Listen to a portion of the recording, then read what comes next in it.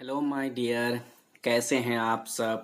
आप सबका रूएस क्लासेस में स्वागत है। आज हम लोग हिस्ट्री क्लास 10 चैप्टर नंबर यानी कि 4 से लिया है, जिसका नाम है, चैप्टर का नाम है भारत में राष्ट्रवाद। ठीक है, तो देखो, सबसे पहले बात हम लोगों को एक बात समझनी होगी। क्या समझनी है यहाँ पर कि जो अभी जो हमने जो सामने जो प्रश्न लेने जा रहे हैं, वो प्रश्न का नाम है क्या है कि सविनय और आज्ञा यानी कि आंदोलन के क्या परिणाम थे। ठीक है, यानी देखो, कोई भी चीज हुआ है तो उसका रिजल्ट तो कुछ ना कुछ तो आया ही होगा। ठीक है, बिना रिजल्ट से तो कुछ होता नहीं है। ठीक है, तो चलिए सबसे पहले हम लोग एक प्रश्न जो सामने जो हम लोग के सामने आया, वो प्रश्न हम लोग पहले सॉल्व करते हैं। ठीक है, तो प्रश्न है क्या, इस प्रकार से दिया हुआ है कि कहता है क्या कि ठीक है कि सविनय और आज्ञा आंदोलन, ठीक है, यानी कि सविनय और आज्ञा आंदोलन के क्या परिणाम हुए।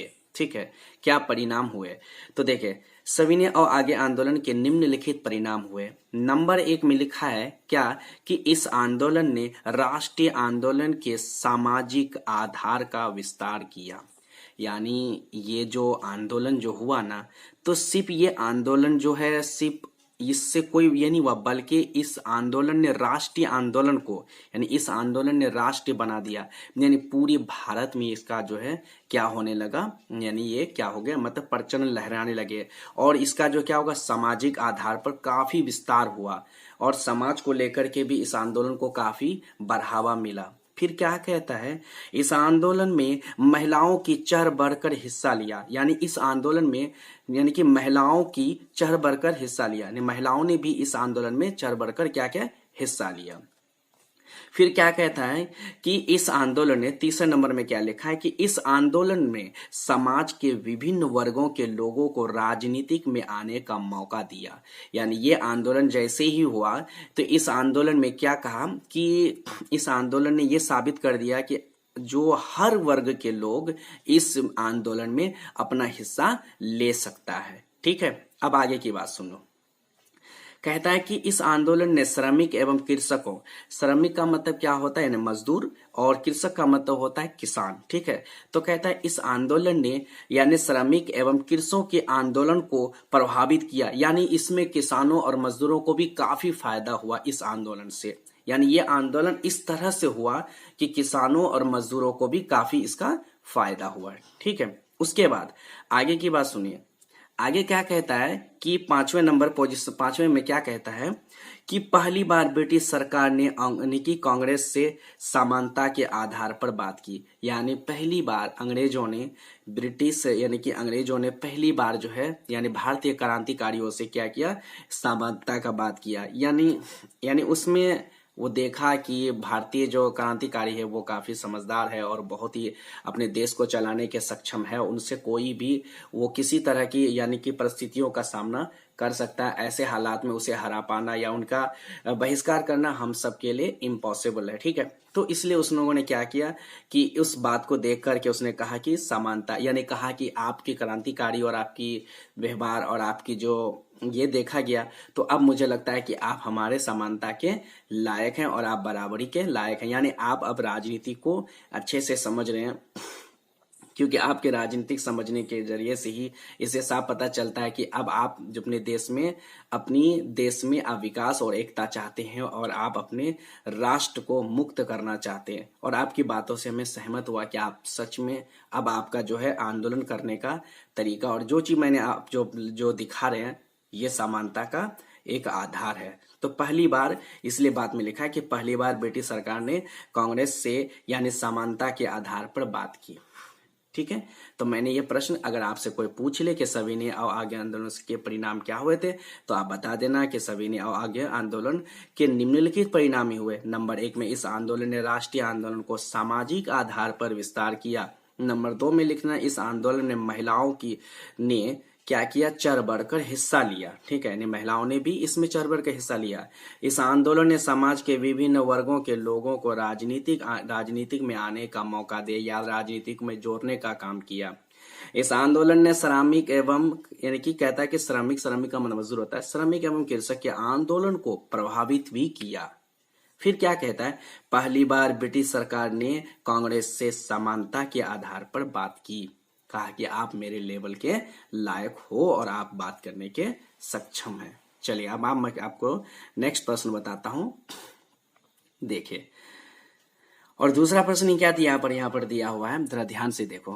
क्या कहता है कि भारतीय राष्ट्रीय कांग्रेस की स्थापना यानी कि किन परिस्थितियों में, यानी स्थापना जो हुआ तो किन परिस्थितियों में हुई, यानी कि जो भारतीय राष्ट्रीय कांग्रेस की जो स्थापना किन परिस्थितियों में हुई थी। तो आइए सबसे पहले बात दरअसल हुआ क्या था कि जिस वक्त क्रांतिकारी हो रहा था तो उस वक्त की बात है। तो चलिए मैं आपको पहले पढ़ के सुनाता हूं, फिर आपको इस प्रश्न का सब जवाब मिल जाएगा।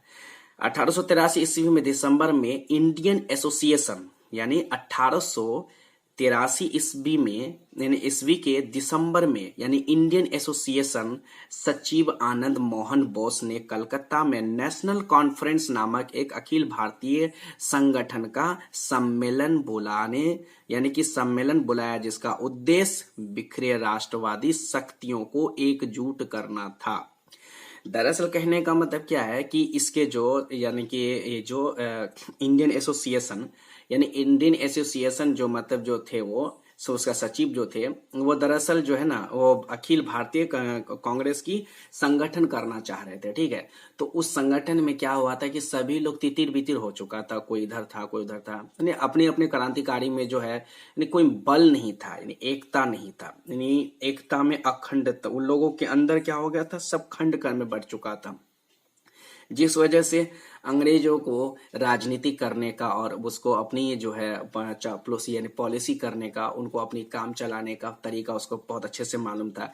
और वो जानता था कि अगर सभी क्रांतिकारी एक साथ होंगे तो हम कभी भी भारत पे अपना जो है कब्जा नहीं जमा सकते। इसलिए उसने क्या किया कि भारतीयों को, हर क्रांतिकारियों को छोटे छोटे टुकड़ों में बंटवारा कर दिया, छोटी छोटी बातों में उलझा कर रख दिया, किसी को उस कांड में तो किसी को जेल में डाल दिया, तो किसी को सलाखों में, यानी किसी को मुसीबत में डाल दिया, तो किसी पे कर लागू कर दिया, जैसे मजदूरों पर लगान लागू कर दिया, यानी मजदूरों पे काम श्रमिक ज्यादा लगा दिया, तो वो क्रांतिकारी दिन जो मजदूर वर्ग के लोग हैं अब उनके ऊपर जो लांछन लगा दिया, कानून नियम लागू कर दिया कि तुम्हारे लिए ये करना होगा वो करना होगा, इस तरह की बातें उन पर लगा दिया। बेचारे दिन भर थके होते थे, थोड़े से सोने के वक्त मिलते तो कब सोए, कब जगे, कब प्लानिंग करे, कब देश के बारे में सोच पाए।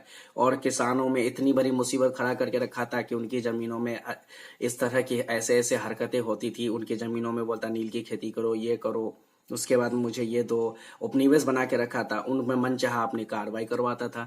ये सारी चीजों को देखता हुआ, यानी कि इतनी बुरी तरह से भारत जो है बंटवारा हो गया था और खंडित हो गया था, जिस वजह से यानी क्या करना पड़ा, इंडियन एसोसिएशन के सचिव आनंद मोहन बोस को, यानी सबको कलकत्ता नेशनल कॉन्फ्रेंस में बुलाया और कहा कि सब कोई जो है यहाँ आओ, और हमको जो है जिस पार्टी का जो बात कर रहा था वो है अखिल, ठीक है, अखिल भारतीय, ठीक है, अखिल भारतीय संगठन का यानी स्थापना करना था।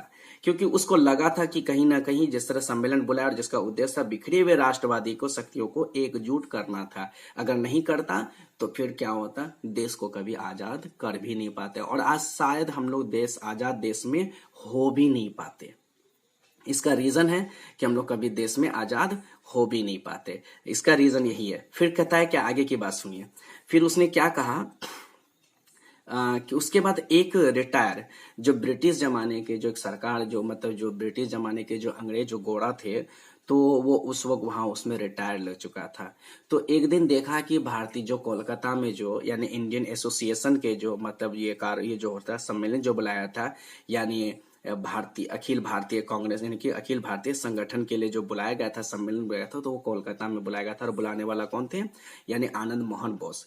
और सबको जो बुलाया तो इस यानी कि ये मीटिंग को, यानी इस तरह की जो सम्मेलन जो बुलाया, तो इस सम्मेलन को यानी एक जो है रिटायर्ड थे, वो रिटायर्ड जज जो थे, वो यानी रिटायर्ड जो थे ब्रिटिश अधिकारी रिटायर्ड थे, उसका नाम था ठीक ओ ह्यूमा, यानी ह्यूम का नाम से एक व्यक्ति था, जो कि वो अपना देखा कि जो भारतीय ब्रिटिश जो है मतलब मेरे ही से लोग जो भारतीयों पर काफी परेशान कर रहा है, अत्याचार कर रहा है, तो क्यों ना मुझे भी इस लोगों को इसमें सहमति देना हो और इन लोगों की मदद करनी होगी। तो फिर उसने अपनी सहमति दी और सहयोग दे करके उनमें जो है क्या किया कि उन लोगों के सम्मेलन को और उसकी राष्ट्रवादियों को इकट्ठे होने के लिए एक सम्मेलन में उनको मदद किया और कहा कि आप सब सच में इकट्ठे हो जाओ, तभी हमारे ब्रिटिश गवर्नमेंट को हरा सकोगे, वरना नहीं हरा सकोगे, नहीं तो पूरी जिंदगी भर भारत को गुलाम बना के रख दिया जाएगा। ठीक है, फिर क्या क्या अपना सहयोग दिया। अंततः 28 दिसंबर 1885 ईस्वी में भारतीय कांग्रेस की स्थापना हुई। यानी जिस चीज की स्थिति को अपनाना चाह रहा था ऐसा हुआ और ये संभव हो भी गया और सक्सेस होने में कामयाब हो गया। ठीक है, तो अगर आप लोग मेरी वीडियो को अच्छी लगी हो, अगर आप लोगों को मेरी वीडियो अच्छी लगी हो तो आप लोग मेरी वीडियो को लाइक करो, सब्सक्राइब करो, शेयर करो, कमेंट करो।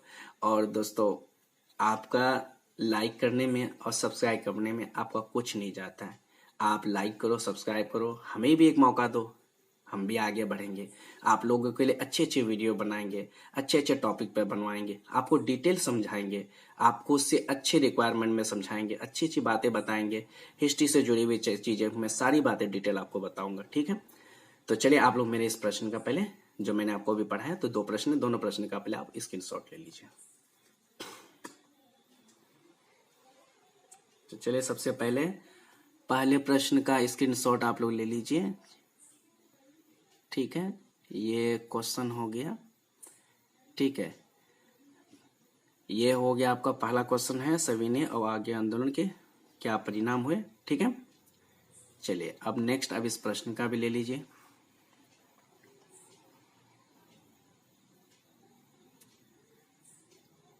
चलिए, अगर आपने इस प्रश्न का भी ले लिया है, चलिए फिर मिलते हैं हम लोग नेक्स्ट वीडियो में। तब तक के लिए जय हिंद।